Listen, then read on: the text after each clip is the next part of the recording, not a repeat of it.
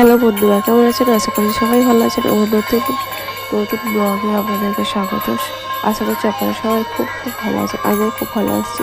তো চলে এসে একটা নতুন ভিডিও। আপনাদের ওখানে কোথায় হরিনাম হচ্ছে? আমাদের তো হোলির পরেই হরিনাম হচ্ছে পাড়ায়। তো আমরা এখানে চলে এসেছিলাম। আর দেখতেই পাচ্ছিলেন এখানে মহাপ্রভু নিয়ে সবাই পাড়ায় পাড়ায় ঘুরতে এসেছিলো সকালবেলায়। তো আমরাও সেরকমই মহাপ্রভুর মানে দর্শন পেয়ে গেছিলাম আর পুজো দিচ্ছিলাম। তারপরে এখানে চলে এসেছিলাম মালসা ভোগের জন্য। তা মালসা ভোগের জন্য সব প্রসাদগুলো কিনে নিয়েছিলাম, সব পাকা মালসা দেবো বলে, আর কাঁচা দেবো না বলে সব কিছু কিনে নিয়েছিলাম এই দোকানটা থেকে। তো এখানে দিদিমা সাজিয়ে দিচ্ছিলো উপরে মিষ্টি, খই, চুর, তারপরে মুরকি ফুরকি দিয়ে।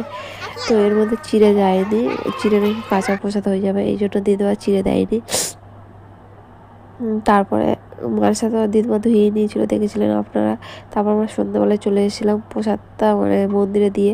সন্ধ্যেবেলা এসেছিলাম কীর্তন শুনতে। তো কীর্তন আমাদের শুনতে ভালো লাগে না, ভালো লাগে, তত্ত্ব কথাগুলো শুনতে ভালো লাগে। তো এখানে রাস হচ্ছিলো, যেহেতু রাস আমি অত ভালো বুঝি না আর সারা জাগতেও পারি না, তো চলে গেছিলাম। তো এখানে একটু মেলা মতো হয়েছিল, তো এখানে গিয়ে একটু ঘুরলাম, খেলাম। তো এই যে রাস হচ্ছে আর এখানে দিদিমা সবাই বসে আছে রাস দেখার জন্য। আর আমি আমার মেয়ে পরিবার কয়েকজন গেছিলো, তো গিয়ে আমরা ভালোভাবে মজা করলাম, তারপর খাওয়া দাওয়া করলাম, খেয়ে দিয়ে তারপর চলে এসেছিলাম। আর হ্যাঁ, তোমাদের করে কোথায় কোথায় এরকম হরিনাম বসেছে হোলির পরে এই চৈত্র মাসে, অবশ্যই কিন্তু কমেন্ট করে বলতে একদম ভুলবেন না।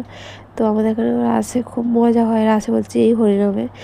তো আমি যদি অনেক ভুল টুটি বলেই থাকি তার জন্য ক্ষমা চাইছি।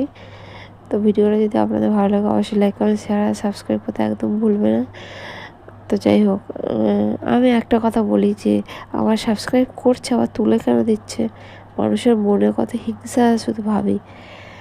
ঘরের লোকেরও হিংসা থাকে, বাইরের লোকেরও হিংসা থাকে, দেখছেও দেখো, আবার সাবস্ক্রাইব তোলার কী আছে সেটা তো বুঝি না ভাই।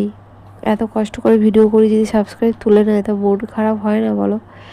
তো যাই হোক, যে হাত বাড়ানো সে ঠিক হাত বাড়িয়ে দেবে, তা নিয়ে আমার দুঃখ নেই, শুধু একটু আফসোস হয়। তারপর আমার নিজের মনকে ঠিক করিয়ে নিই। তো এখানে রাস হচ্ছে, অনেক কথা বলে ফেললাম। তোমরা প্লিজ কেউ এরকম করো না, সাবস্ক্রাইব করে আনসাবস্ক্রাইব করো না। তারপর আমার মেয়েকে আমি ফটোও তুলছিলাম, ওকেও শেখাচ্ছিলাম পোজ দিয়ে। তো ও পোজ দিচ্ছিলো এই যে। আর আমরা কটা ফটো তুলে নিয়েছিলাম, দেখতেই পাচ্ছ তোমরা। এগুলো স্মৃতি হিসাবে থেকে যাবে। জানি ফটোগুলো অত ভালো হয়নি। তারপর আমরা বাড়ি থেকে রওনা দিয়েছিলাম। আর এই বাড়ির দিকে রওনা দেওয়ার সময় দোকানগুলো দেখছিলাম যে কী কী হয়েছে, মানে কী কী দোকান বসেছে। তো আপনারাও দেখুন। তারপর আমরা বাড়ির দিকে চলে এসেছিলাম। এইটুকুই আজ এইটুকুই। পরের ভিডিওতে দেখাবো আবার। বাই।